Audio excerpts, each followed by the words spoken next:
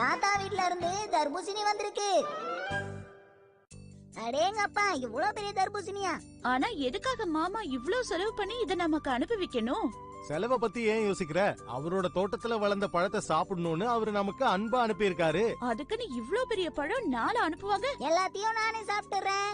எல்லாத்தையும் ஒன்னா சாப்பிட்டா உனக்கு வயிறு தான் வலிக்கும். சரி, என்னோட ஃப்ரெண்ட்ஸ கூப்பிட்டு அவங்களுக்கும் கொஞ்சம் கொடுப்போம். அப்படியா? சரி, வந்ததும் சொல்லிடுங்க. நேனே வீட்ல இல்லையா? என்ன பண்றது?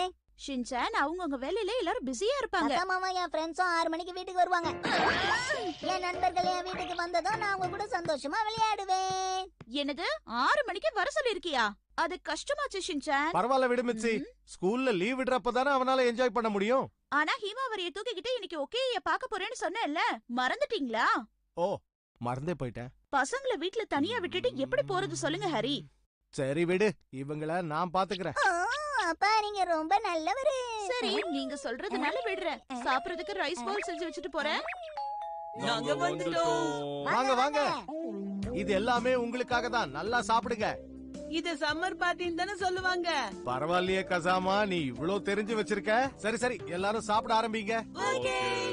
மசா, உன்னால எவ்வளவு முடியுமோ அவ்வளவு குடி, யோசிக்காத.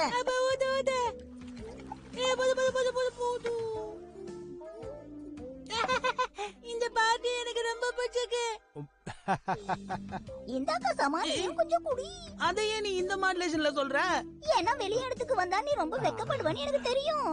ஓ கசாமா, இது உங்க வீடு மாதிரி எதுக்கு வெக்கப்படணும்? எவருமா ஒரே மாதிரி தான்.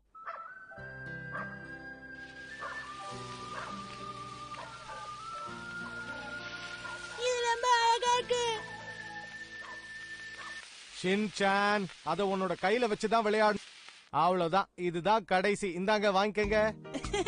சரி வாங்க, இத யாரு ரொம்ப நேரம் அணையாம வச்சுக்கிறாங்க அப்படிங்கிற ஒரு போட்டி வச்சுக்கலாம். எல்லாரும் தயாரா இருக்கீங்களா? ஆரம்பிக்கலாமா? ஸ்டார்ட். இத பாக்கும்போது புரிபுரி டான்ஸ் தான் ஞாபகம் வருது. கண்டிப்பா நான் தான் இதுல ஜெயிப்பேன்னு நினைக்கிறேன். அப்படியே கசாமா? என்ன பண்ற? ரெண்டும் ஒண்ணா ஒட்டிக்கிச்சு. இத நீ வேணும் தானே பண்ண. ஆனா நண்பா கசாமா, கோவப்படும் போது கூட நீ ரொம்ப அழகா இருக்க தெரியுமா? பேச்ச மாத்தாத ஷின்சான். இந்த பாருங்க எப்படி எரியுதுன்னு. பிரமாதமா இருக்கு. உண்மையான ஃப்ளையர் ஃப்ளவர் இப்படிதான் இருக்கும். அப்பா, சும்மா உட்கார்ந்து வேடிக்கை பார்க்காம நீங்களும் வந்து கொஞ்சம் விளையாடலாம்ல? வாய மூடு.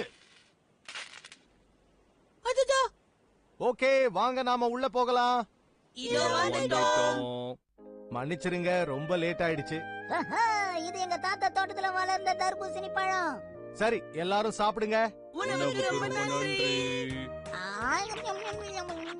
வேக வேகமா சாப்பிடுறோம். என்னாலயும் அப்படி சாப்பிட முடியும். என்னாலயே முடியும்.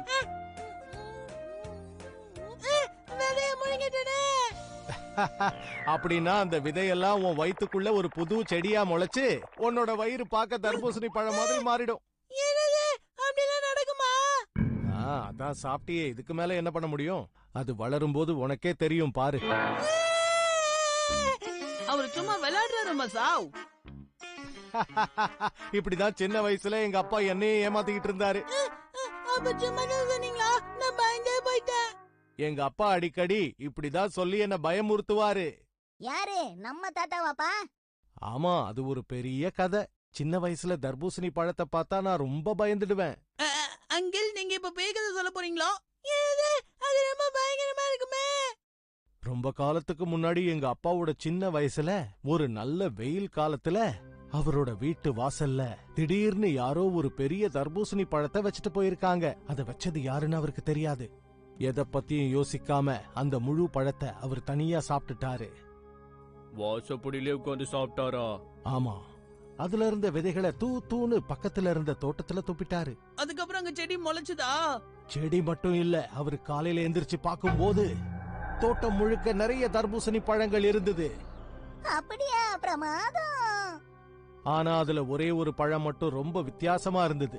இது அத பத்தின கதை தான். இதுதான் கதையில ட்விஸ்டா? ஆமாமா, ஆனா இது பேய் கதை மாதிரி எல்லாம் இல்லப்பா. அந்த ஒரு பழத்தை மட்டும் அவர் சில நாட்களுக்கு கண்டுக்கவே இல்லை. ஏன்? அது வளர்ந்துகிட்டே இருந்தது. ரொம்ப பெருசா வளர்ந்துருச்சு. ஒரு நாள் காலையில அவர் அந்த பழத்தை பார்த்தப்ப அதுக்கு 2 கண்ணு, ஒரு மூக்கு, ஒரு வாய் எல்லாமே இருந்தது. இப்படி மேல சாயாதம்மா சாவ்.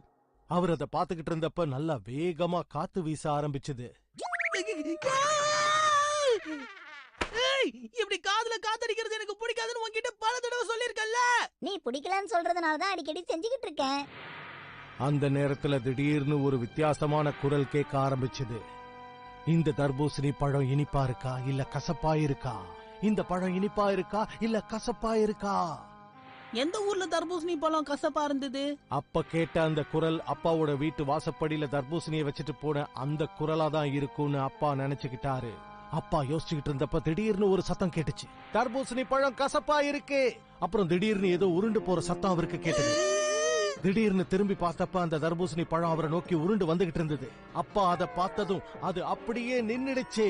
அதுக்கப்புறம் நீ போய் சொல்றேன்னு அது சொல்லுச்சு. கரண்ட் போயிடுச்சு. யாரும் அசையாம கொஞ்ச நேரம் இங்கேயே இருங்க. அந்த தர்பூசணி பழம் இனிப்பா இருக்கா இல்ல கசப்பா இருக்கா? உனக்கு அந்த சத்தம் கேட்டுச்சா? கேட்டது. தர்பூசணி பழம் இனிப்பா இருக்கா இல்ல கசப்பா இருக்கான்னு கேட்டுச்சு. யாரும் இதுக்கு பதில் சொல்லாதீங்க. தர்பூசணி பழம் இனிப்பா இருக்கும்.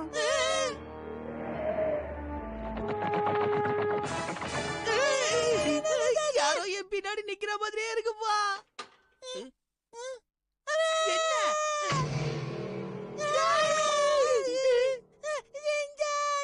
கசமா மசாவ், உங்க 2 பேருக்கும் என் மேல இவ்வளவு அன்பா நம்பவே முடியல. அதெல்லாம் ஒண்ணும் இல்ல. திடீர்னு மெயின் ஆஃப் ஆயிருக்கு. இங்க என்னமோ ரொம்ப வித்தியாசமா நடக்க போகுது.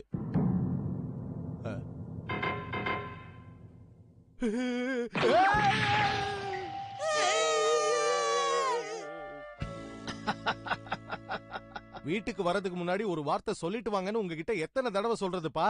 உங்களுக்கு அனுப்ப ஒரு லெட்டர் எழுதி வச்சேன். பழங்கள் அனுப்பும் போது அது கூட வச்சு அனுப்பணும்னு நினைச்சேன். ஆனா நான் அதை மறந்து போயிட்டேன். அதனாலதான் கையோட கொண்டு வந்துட்டேன்.